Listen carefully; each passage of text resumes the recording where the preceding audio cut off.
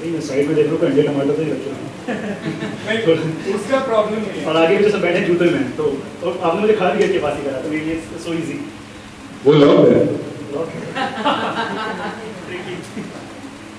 मैं पोइट्री का नहीं आता, मैं जोक्स की करता हूँ। फिर मैं आ रहा था, धूप बहुत थी, तो मेरे बहुत सारे जो पोएम्स थी वो मेल्ट हो गई, गर्मी ज़्यादा थी और भाई यहाँ पर एसी नहीं चल रहा, लेकिन मैंने अपनी पोइट्री इसमें मेल्ट हो गई थी तो रखी। अच्छा हाँ, तो ये गए 2 शेर अंदर। तो अर्ज किया है, मुख्तसर सा किस्सा है ये जवानी है कहानी का। तो सॉरी वो मेल्ट हुआ था ना, तो शेड नहीं कर रहा, तो मैं डिसाइडिंग ऑर्डर में कर देता हूँ, शायद साइनिंग ऑर्डर में।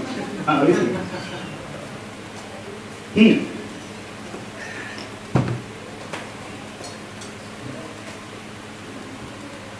तो भाई ने जैसे कहा कि 7 इंजीनियर्स, मैं बैठा हुआ सुन रहा था, नहीं मैं भी बीटेक कर रहा था and I quit from there from Bharati, और अभी मैं फजल से मुझे खुशी है मैंने छोड़ दिया।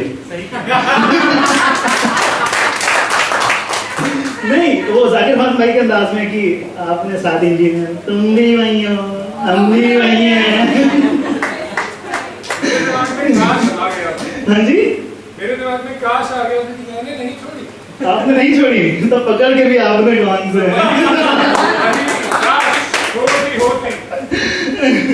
तो भाई ने कहा कि जैसे कि बेनाम शायर, मैंने खुद अपना नाम बेनाम रख लिया, तो इसके पीछे एक कहानी है, टीनेज वाला इश्क है, और भाई दिल टूटा, और दिल टूटने के बाद लड़कों के साथ बेसिकली तो बेसिकली ये होता है कि या तो जिम जाते हैं या देवदास बन जाते हैं।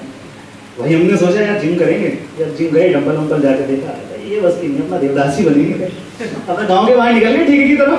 भाई जा रहे थे तो रास्ते में देखा हमारे गांव के बाहर पेड़ है, उस पेड़ के बाहर 4-5 पंच बैठते हैं, गांव के बुजुर्ग में से मेरे ताऊ जी नहीं है, वो उनका स्वैग होता है, वो हुक्का, ये अपना पाइप वाला हुक्का नहीं, उनका हुक्का अलग होता है, वो जो गांव से हैं, बेसिकली सबकी रूट्स गांव से होती ही हैं, तो जो गांव से उन्हें पता होगा बीच में रख देते हैं, वो पहले 90, 180, 360 डिग्री वो हुक्का पाइप ऐसे घूमता रहता है।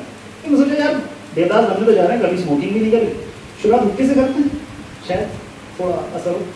अब गए तो वहां दूर से ऐसा लगता है बहुत ज्यादा जरूरी बात करिए, मतलब सामने देखकर ऐसा लगता है कि बस यही है वो, कि एंड गेम में आयरन मैन के बाद अगर किसी ने दुनिया को बचाया तो ये 5 फुट हैं।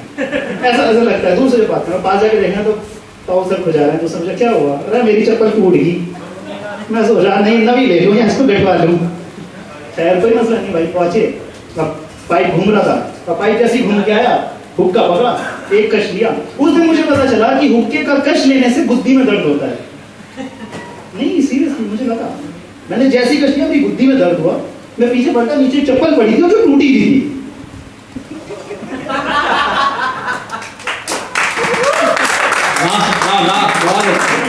तो भाई सोचा कि नहीं यार ये स्मोकिंग नहीं, अपना जिम ही करते हैं, ठीक है ना, चलिए जिम पहुंच गए।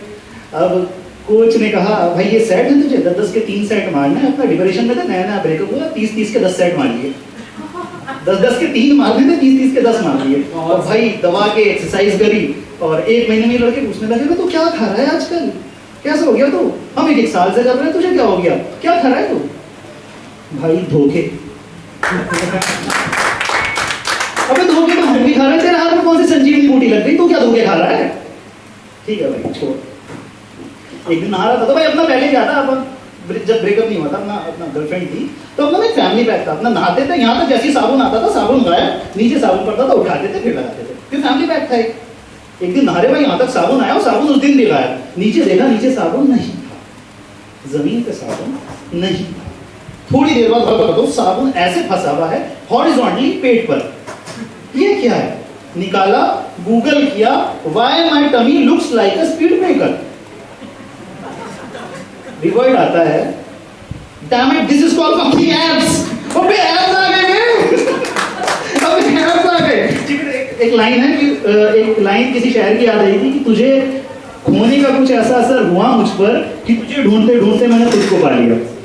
खैर चलिए, ये मेरी नहीं थी, किसी और की थी, लेकिन चल गया तालियों के लिए। फैक्ट्री कैसे कुछ था ना, चलिए शुरू करते हैं। तो बेनाम जो हुआ, ये नाम ऐसे हुआ कि पसंद था बड़ा, कि बस माँ के बाद अगर किसी और के मुंह से मेरा नाम अच्छा लगता था सिर्फ वही थी, और उसके जाने के बाद फिर खुद को बेनाम कर दिया और इसे कुछ चंद लाइनों में इस तरह कराए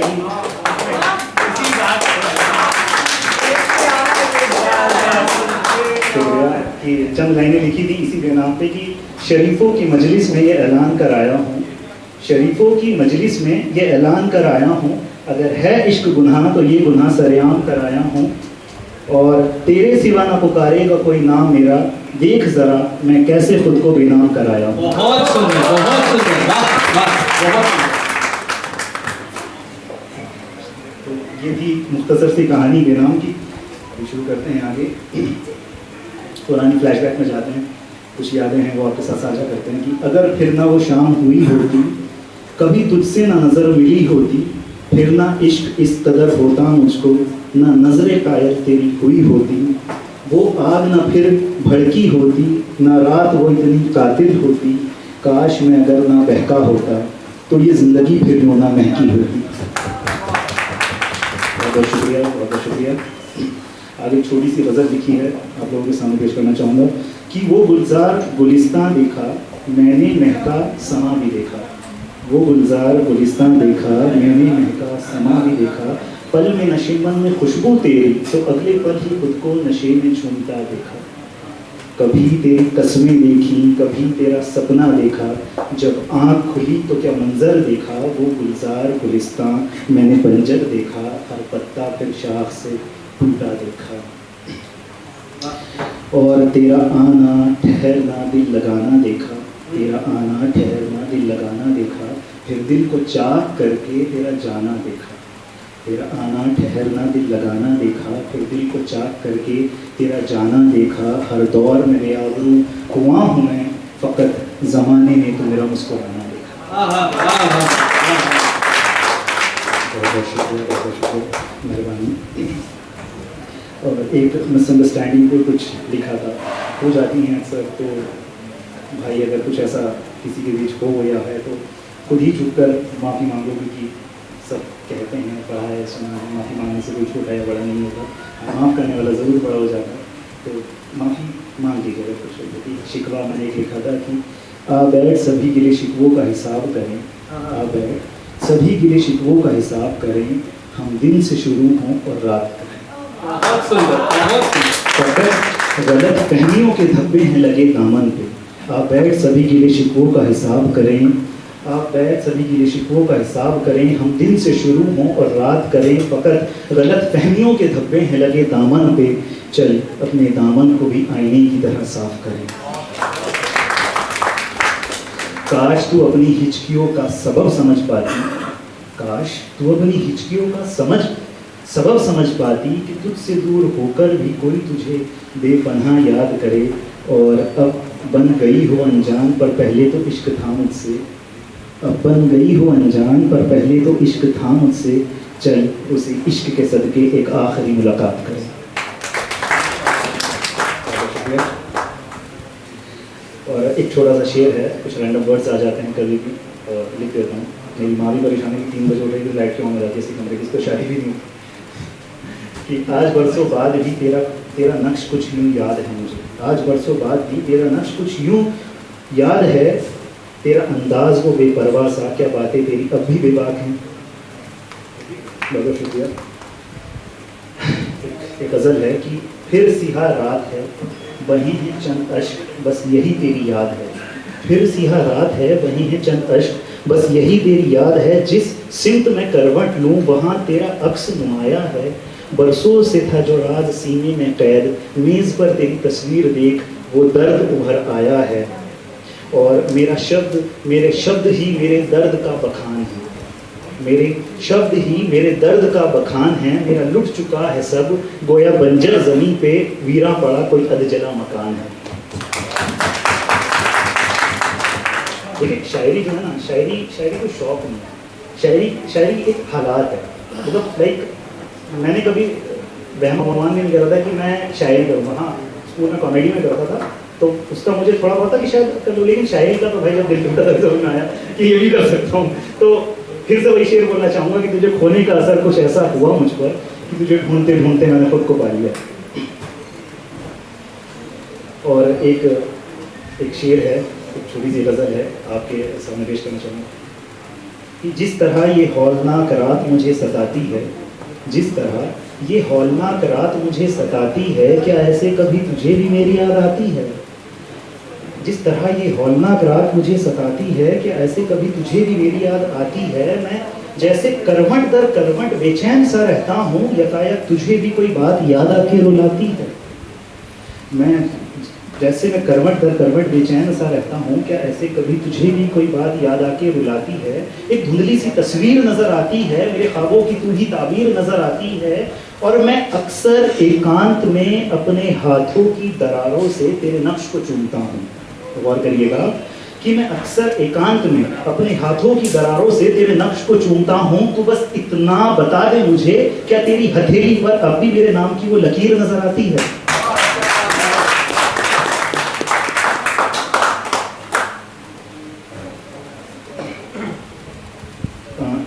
एक छोटा सा शेर है, आपके अर्ज करना चाहूँगा। बहुत बहुत शुक्रिया, आपने इतना प्यार दिया कि हाँ जैसी मोहब्बत तुझसे कल थी बरकरार वैसा ही इश्क आज है।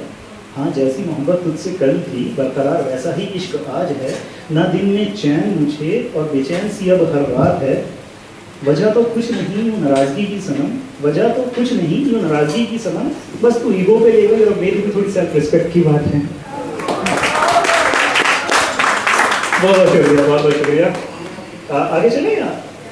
अच्छा शुक्रिया, मुझे लगा बोर हो रहा है। फैक्ट्री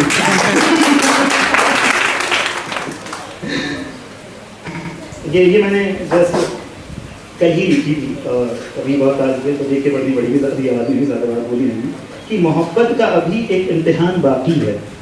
मोहब्बत का अभी एक इम्तिहान बाकी है, 1000 तोहमतों के बाद भी उसने कहा रुको, अभी एक और इल्ज़ाम बाकी है।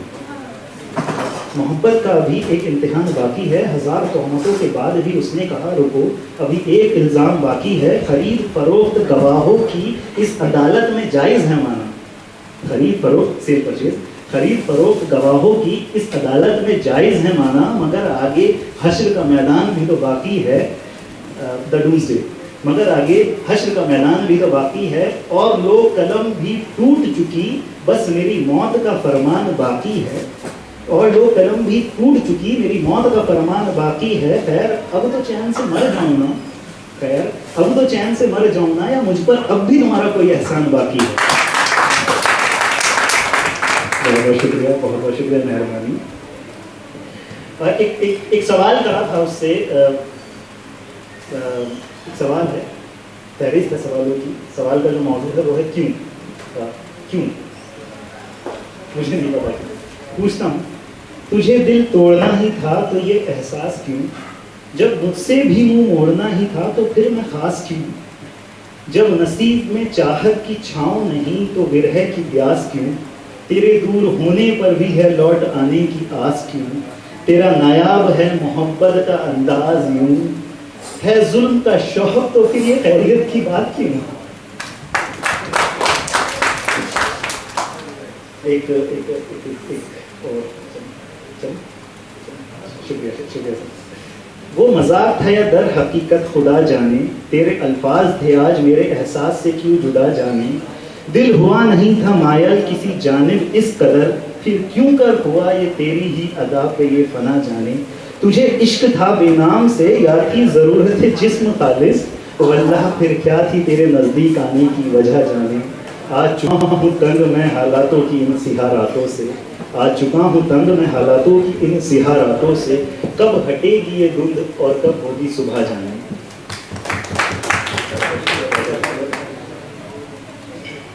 चुपचाप गुजर जाओ मेरे दिल के दरीचे से, चुपचाप गुजर जाओ मेरे दिल के दरीचे से, कभी बाज औकात गुजर जाओ, कसम खुदा है तुमको ए सनम यूं ना सताओ। गर है मोहब्बत तो मुझको बतलाओ, बस साबित कदम रहना फिर चाहे जो फैसला सुनाओ।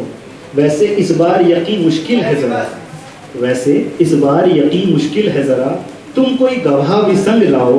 बेनियाज शख्सियत है बेपरवाह कौल है तुम्हारा, कहीं तुम फिर ना मुकर जाओ। क्या बात।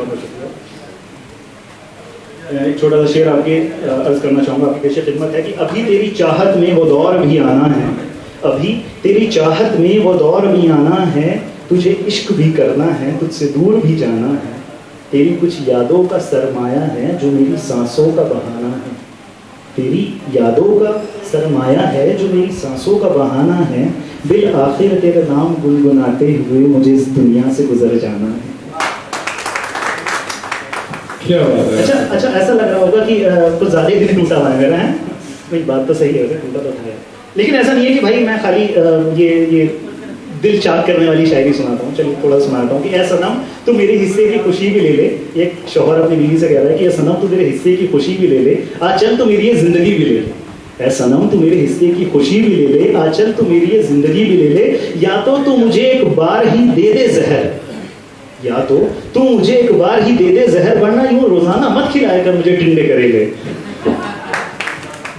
चलिए बहुत बहुत शुक्रिया। फहरिस्त बहुत लंबी है, आने वालों को भी वक्त देना चाहिए। बहुत बहुत शुक्रिया इतना प्यार देने के लिए। और मेरठ में मेरठ मेरा शहर है, यहाँ पर ये हुआ। मैं मौजूदों का बहुत दिल से शुक्रिया करता हूँ कि आपने एक छोटे शहर में ये इवेंट रखा और यहाँ के लोगों को, मुझे और इन सब भाई बहनों को मेरे एक मौका दिया।